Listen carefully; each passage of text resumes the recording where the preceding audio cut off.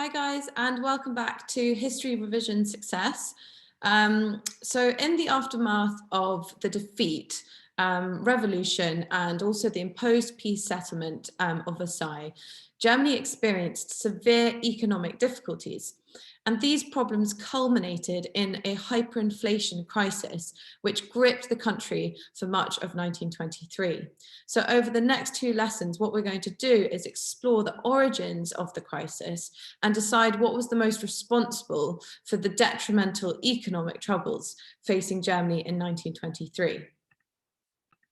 So first of all, we must look at the financial problems in the aftermath of the war and how Germany's fiscal policy exacerbated the issues. Because Germany's defeat plunged the finances of the state into a crisis. And for all the countries involved, the war effort required unprecedented levels of government spending. In Britain, this was financed through a combination of higher taxes and government borrowing. In Germany, however, wartime governments of the Second Reich chose to finance the war through increased borrowing and by printing more money. No financial provision was made for a long drawn-out war, and the Kaiser's government had borrowed massive sums by selling war bonds to the public.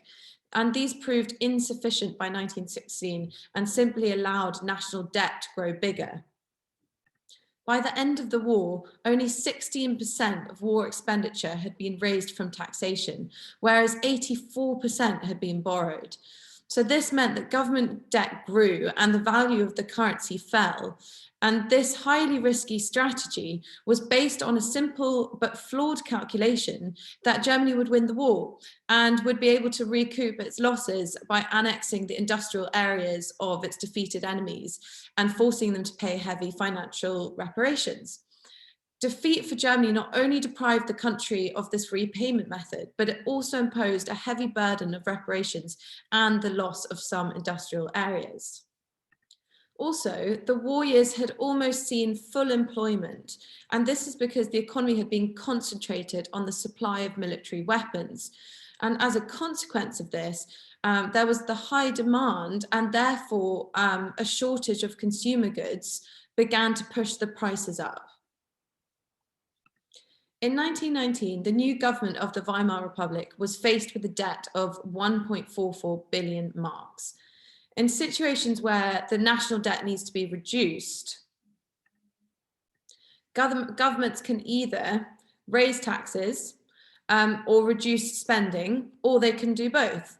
And in the context of political instability of the early years of the Republic, both of these policies carried serious risks because a rise in taxation would risk alienating support for the new republic, as anti-republican parties would be able to claim that taxes were being raised to pay reparations to the Allies. It was also difficult to reduce spending because although military expenditure was dramatically reduced, there were civil servants to be paid still. And support for the new republic was considered to be so fragile that successive governments avoided making civil servants redundant and even extended welfare benefits. Given the severe political difficulties Germany faced in the immediate aftermath of the war, it's hardly surprising that the governments of the Weimar Republic didn't try to address economic issues with unpopular measures, such as rising taxes or cutting spending. It must also be noted, though, that although national debt was high, unemployment had virtually disappeared by 1921, and there was a rapid recovery in economic activity.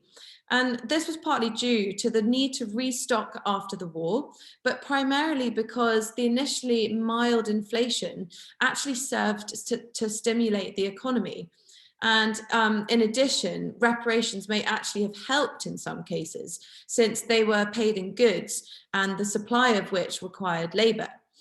So in many ways, the German economy coped with the transition from war to peace much more successfully than other European economies. However, allowing inflation to continue unchecked was a policy fraught with danger. So from 1919, the government, guided by Matthias Erzberger, who was the finance minister, extensively increased taxation on profits, wealth and income. However, Erzberger didn't go so far as to aiming to balance the budget, which means planning where total expenditure matches total income or revenue. And instead, he decided to adopt a policy of deficit financing, which means generating funds to finance the debt, which results from excessive expenditure over revenue, and the gap being covered by borrowing from the public by the sale of bonds or by printing new money. And he did this in the belief that it would maintain demand for goods and therefore create work and jobs, that it would overcome problems of the demobilization of millions of returning troops, and also that it would cover the cost of public spending on an extensive welfare state, which we're going to look at a bit later. Unfortunately, an essential part of this policy was allowing inflation to continue. Prices, which had doubled between 1918 and 1919, had quadrupled again between 1919 and 1920, reaching a point of 14 times higher than in 1913. The reason why governments allowed this to happen was actually partly political, because the 1920 coalition, led by Konstantin Fehrenbach, was dominated by the Centre Party, which was supported by many powerful German industrialists. And they were benefiting from inflation by taking short-term loans from Germany's central bank to expand their businesses. So by the time the loans were due for repayment, their real value had been significantly reduced by inflation. Furthermore, inflation had the effect of lessening the government's burden of internal debt. Now be careful, I didn't say reparations here, I'm meaning internal debt, which was interest and debt repayments on money borrowed from its citizens through things like war bonds, for example. And it's really important to note here that it's often suggested German politicians had a vested interest in allowing inflation to continue unchecked. But contrary to what some historians say, the government didn't encourage inflation in order to be able to pay off reparations in devalued marks. Reparations had to be paid in goods, gold, or foreign currency. However, rising inflation did lead to a lack of confidence in the German economy, which could be used to argue that Germany was unable to pay reparations. So the German governments may have seen some benefits in inflation in this way. Now, modest inflation can be beneficial to stimulate an economy, and some historians, for example, Holtfreich, in Weimar, Why Did German Democracy Fail in 1990, argued that the German government's economic policy from 1919 to 21 was actually economically rational as well as wise. And in some ways, therefore, inflation was beneficial and actually favoured, because by 1921, unemployment in Germany was only 1.8%, compared with nearly 17% in Germany. And this in turn encouraged investment, especially from places like the USA. However, the German government continued to print money, and left unchecked, inflation eventually became uncontrollable. And by 1923, Germany's high inflation became hyperinflation. By 1923, 300 paper mills and 2,000 printing firms, including newspaper firms, were working 24-hour shifts to produce money. And the government needed it to pay compensation to war victims and to those who had lost land under the Treaty of Versailles.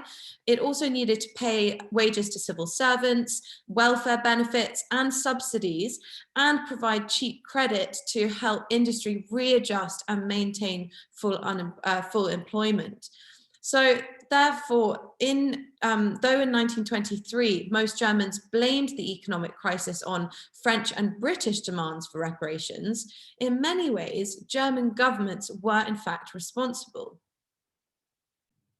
Another burden came in the form of social welfare, another destructive policy of Weimar Germany, because as expenditure on welfare increased rapidly, this was actually again funded by the increased printing of money.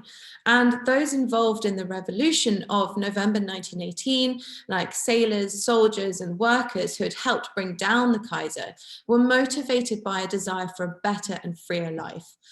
There were also large numbers of people who needed support as a result of death or injury during the war. And the challenge for those politicians who wrote the Weimar Constitution back in 1919, and for those who served in later coalition governments, was to enshrine those aspirations into new legal rights. And one of the key rights set out was that every German citizen should have the right to work or to welfare. And this led to a series of reforms to the welfare system and to employment rights.